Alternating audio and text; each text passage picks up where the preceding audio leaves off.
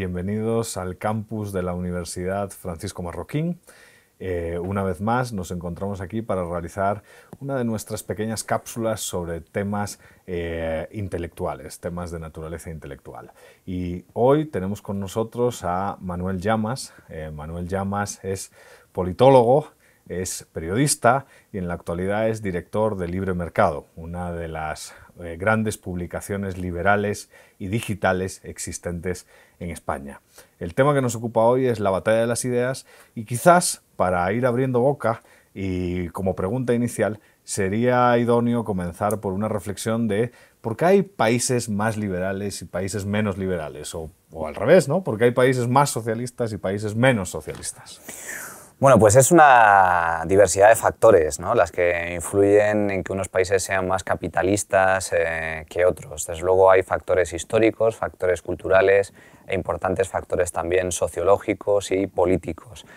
Lo que sí está más que demostrado es que aquellos países en donde existe un sentido de la propiedad arraigado, es mucho más fácil que prenda el liberalismo que en otros. Y luego, evidentemente, todo depende mucho también de las circunstancias históricas. Hay países que han sido muy ricos, como por ejemplo Argentina o Venezuela, en donde los españoles emigraban hace décadas para conseguir oportunidades y que sin embargo se han convertido en países ciertamente decadentes. ¿Por qué? Pues básicamente porque el Estado ha ido acaparando cada vez más recursos, el estatismo ha prendido con fuerza tanto en Argentina como en Venezuela y han iniciado un declive económico que no tiene parangón. Y sin embargo tenemos también el caso contrario, países asiáticos, el sudeste asiático que ha abrazado con fuerza el capitalismo, incluso China, que también se está sumando al capitalismo y que en donde cada vez más avanzan hacia ideas de libertad económica. El caso más paradigmático desde el punto de vista que existe en la actualidad con respecto a este tipo de procesos es el de los países del este de Europa. Después de haber sufrido el yugo del comunismo durante décadas, países bálticos como Estonia, Letonia y Lituania están demostrando que el liberalismo y el capitalismo es el camino a seguir, no solo para salir de la crisis económica, sino para crecer con fuerza. Otro caso paradigmático es el de Georgia, también una ex república soviética que ha puesto en marcha una reforma política y económica hasta tal punto que se ha convertido en uno de los países más libres del mundo.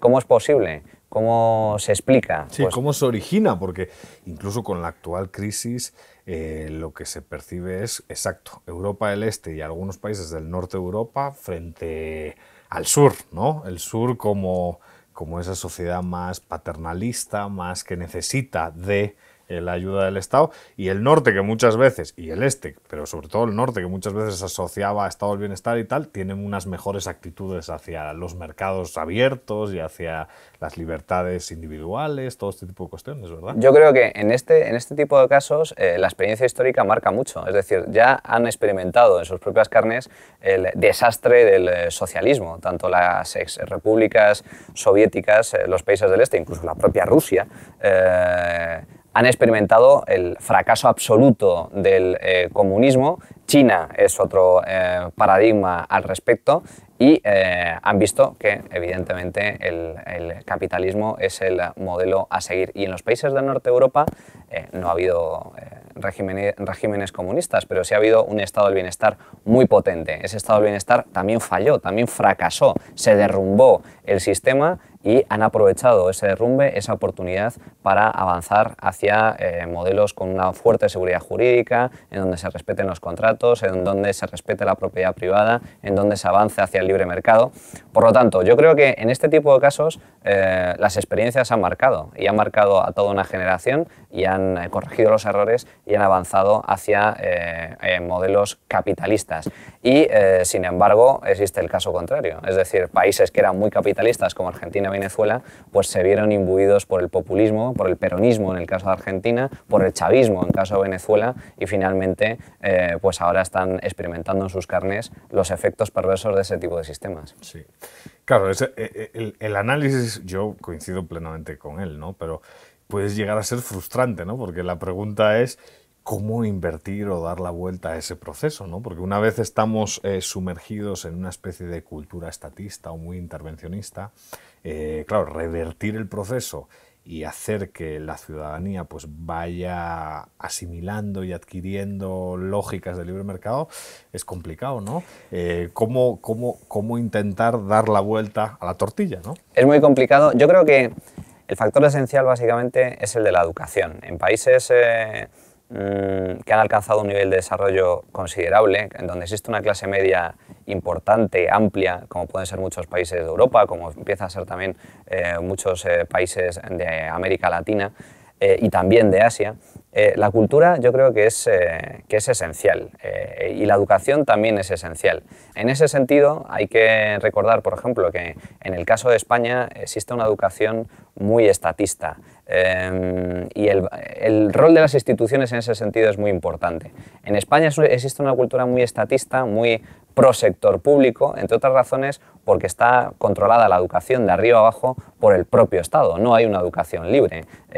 Más allá de que las escuelas sean de titularidad pública, también hay escuelas privadas y hay escuelas concertadas, pero el problema está en que el contenido de las asignaturas y el programa curricular de las escuelas lo diseñan los políticos, lo diseña el Estado y eso genera efectos muy perversos, genera una cultura también muy proestatista, muy paternalista, en donde se inocua, se inyecta a la población el sentido de que el Estado es el salvador, pagar impuestos es bueno, elevar los impuestos es positivo, defraudar es malo y como consecuencia, y el mercado, por supuesto, hay que regularlo, hay que limitarlo, el empresario no es bueno.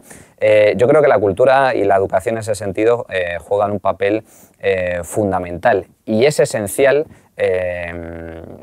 impulsar esa educación. O sea, uno de los grandes paradigmas es Suiza, por ejemplo. ¿Por qué Suiza lleva durante siglos siendo un país estable políticamente, un país próspero económicamente y juega muchos factores, entre ellos también el diseño de las instituciones, que sean un país que se regula a través de cantones, que es una administración muy descentralizada, y luego con un fuerte sentido de la propiedad, y los suizos son además con una cultura financiera muy elevada. Por lo tanto, una vez que alcanzas ese tipo de desarrollo y ese tipo de bases educativas sólidas, como por ejemplo las que existen en Estados Unidos, que la propia historia de Estados Unidos lo que refleja es en su propia constitución, los valores fundamentales de la cultura estadounidense son claves, en el sentido de que consideran que un gran escepticismo hacia el poder político, debido precisamente a su historia, el hecho de tener que independizarse de la corona británica, y por lo tanto eso está metido en la esencia de los estadounidenses. Y lo mismo sucede con los suizos. La educación, desde ese punto de vista, juega un papel esencial. Claro, como profesional de la comunicación, ¿no? Que todos los días estás en los medios, llámese radio, llámese televisión, llámese prensa escrita, peleando inmerso en la batalla de las ideas y peleando por los principios liberales y la libertad. ¿Cómo ves el impacto, por ejemplo, de la lucha liberal de las ideas en España y en tu medio, ¿no? O sea, ¿ves que ha habido un impacto positivo? Porque has señalado que efectivamente, ¿no? Que hay países, sobre todo los países del sur de Europa, con una cultura estatista muy fuerte. ¿Cómo ves que hay impacto? ¿Ves que hay un camino desde los medios de comunicación y desde esa pelea de invertir un poco el proceso y cambiar un poco la cultura del país?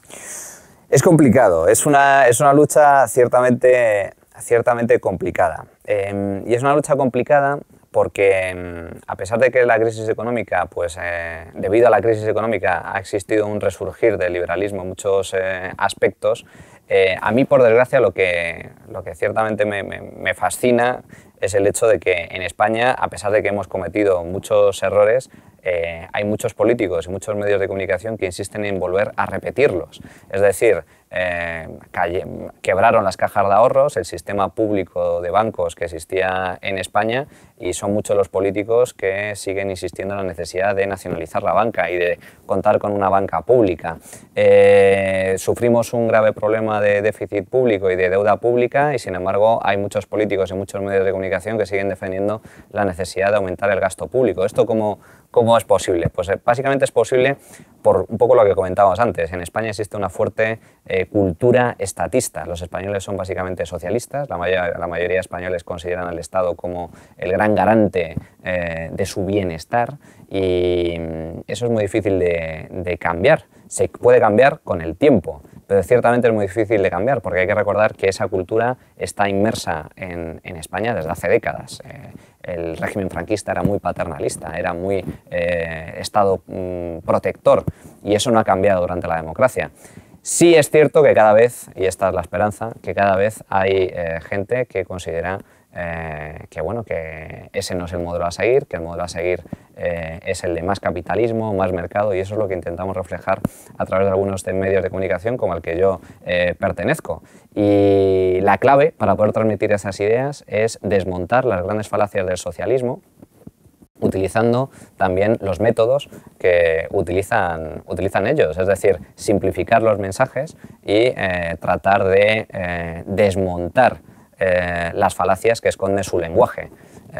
Cuando ellos hablan de capitalismo salvaje, de especulación, pues mostrarle a la gente que la especulación es buena, no es mala, todos somos especuladores, que el sector público es un parásito que vive del dinero de las empresas y de los trabajadores del sector privado, que los funcionarios son un cuerpo privilegiado que vive también a costa de los demás, que la provisión de servicios públicos mediante empresas privadas no solo es de mayor calidad, sino que es de menor coste, que el estado del bienestar no es gratuito, sino que es muy caro e ineficiente. Es decir, tratar de desmontar toda la retahíla socialdemócrata y socialista que existe en España con datos y con argumentos. Y finalmente la historia demuestra que la realidad acaba saliendo a la luz y la verdad acaba imponiéndose. Sí, como pregunta final ya de conclusión, ¿no?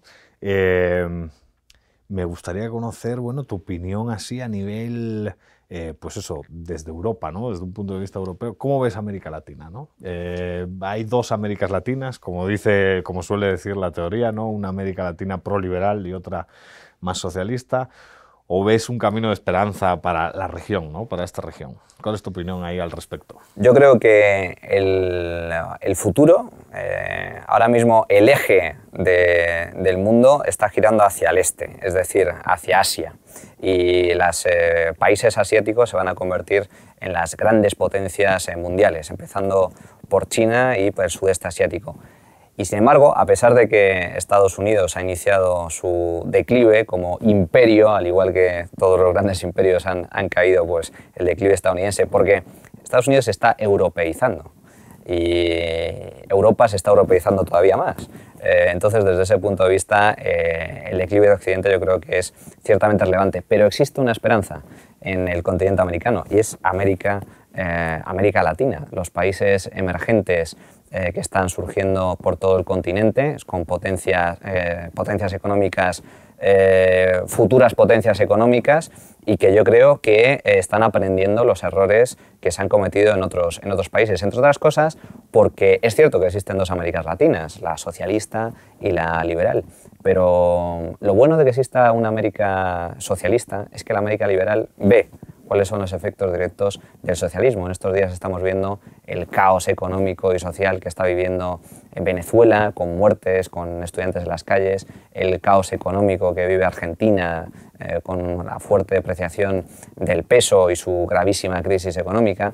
Y eso, bueno, sirve de reflejo para que muchos otros países latinoamericanos no cometan esos errores y, sin embargo, apuesten de forma firme por el libre mercado, por la defensa de la propiedad privada y, en definitiva, por el progreso y el desarrollo.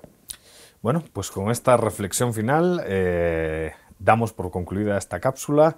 Muchas gracias, Manuel, por haber venido aquí y participar en la entrevista. Ya sabes que el campus de la UCM es tu casa, y a nuestros televidentes, pues hasta la próxima.